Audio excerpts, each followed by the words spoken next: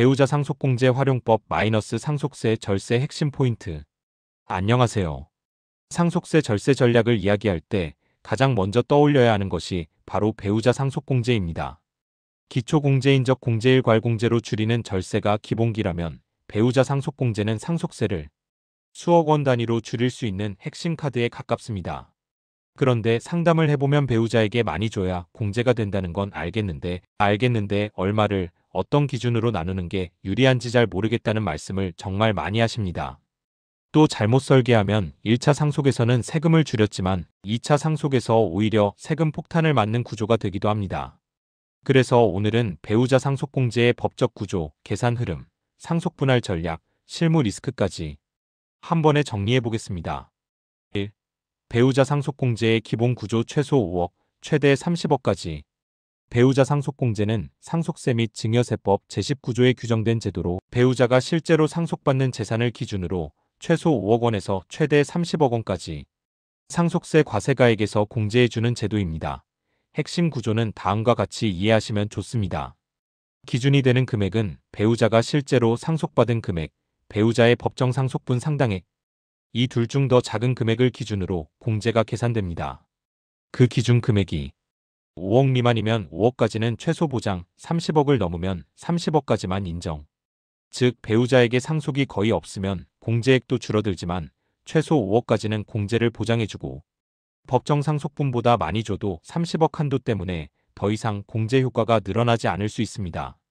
그래서 배우자 상속공제는 단순히 배우자에게 많이 주면 유리하다가 아니라 얼마를 상속해 줄 것인가를 전제로 설계하는 공제라고 보는 것이 정확합니다. 2. 배우자 상속공제 계산 흐름, 다른 공제와 어디에 끼어 들어가는가? 상속세는 대략 다음 순서로 계산됩니다.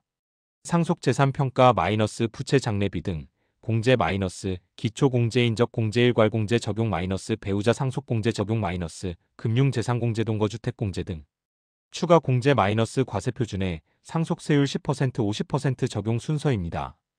따라서 상속재산을 어떻게 나누느냐에 따라 과세표준이 크게 달라지고 상속세율이 누진구조 10% 50%이기 때문에 세금 차이가 수천만, 수억 원까지 벌어질 수 있습니다. 또 한 가지 중요한 부분은 사망 직전 또는 그 이전에 배우자가 이미 증여받은 재산도 일정 부분 배우자 상속공제 계산에 영향을 줄 수 있다는 점입니다. 그래서 상속 설계를 할 때는 단순히 사망 당시 재산만 보지 말고 생전 증여 이력까지 포함한 전체 자산 이동을 함께 보셔야 제대로 된 계산이 나옵니다. 3. 상속 분할에 따라 배우자 상속공제가 달라진다.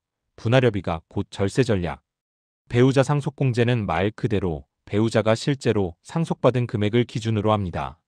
그래서 상속인들끼리 재산을 어떻게 나누느냐가 곧 절세 전략이 됩니다. 자녀에게 너무 많이 몰아주면 배우자 상속공제 기준이 되는 금액이 줄어들어 전체 상속세가 증가할 수 있습니다.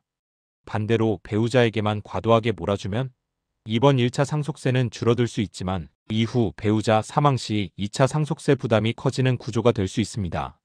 또한 배우자 상속공제를 제대로 적용받으려면 단순히 말로 배우자가 이만큼 가져간다고 하는 것이 아니라 상속재산분할협의서 작성, 부동산 등기 금융재산 명의 변경 등 실제 이전 절차를 완료해야 합니다. 이 절차가 제대로 진행되지 않으면 실무에서 배우자 상속공제가 전부 또는 일부만 인정되는 사례도 발생합니다. 4. 자주 나오는 실수와 세무조사 리스크 여기서 많이 걸립니다. 실무에서 자주 보는 배우자 상속공제 관련 실수는 크게 3가지입니다. 분할 협의 등기 지연. 상속세 신고기한 사망일로부터 6개월까지 상속분할을 마무리하지 못하는 경우가 많습니다. 이때는 상속세 과세표준 신고기한의 다음 날부터 9개월 이내에는 분할 및 등기 등록 명의개서 등이 완료되어야 배우자 상속공제를 인정받을 수 있습니다. 실제 소유와 다른 형식적 명의 분할.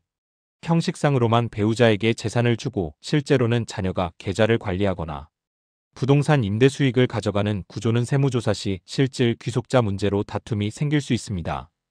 2차 상속 배우자 사망 시를 전혀 고려하지 않은 설계.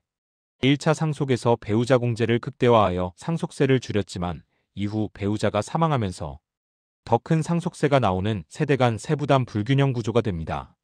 국세청은 배우자에게 귀속된 재산이 이후 어떻게 이동했는지, 생전 증여 소비 내역, 계좌 흐름 등을 종합적으로 보기 때문에 형식만 맞춘 설계는 조사 한번 들어오면 바로 드러날 수 있습니다. 배우자 상속공제는 상속세를 줄이는 가장 강력한 절세 도구이지만 단순히 배우자에게 많이 주면 된다라는 수준으로 접근하기엔 위험한 제도입니다. 배우자가 실제로 얼마를 상속받을지, 법정 상속분과의 관계는 어떤지, 기초인적일괄공제, 금융재산공제 동거주택공제와의 조합은 어떻게 할지, 2차 상속 배우자 사망 시까지 어떻게 설계할지, 이 네 가지를 함께 고려해야 진짜 의미 있는 절세가 가능합니다. 숫자 하나, 비율 하나 차이로 상속세가 수천만 수억 원까지 달라질 수 있는 영역이 바로 배우자 상속공제입니다. 지금까지 DH 세금연구소 이동호 세무사였습니다. 감사합니다.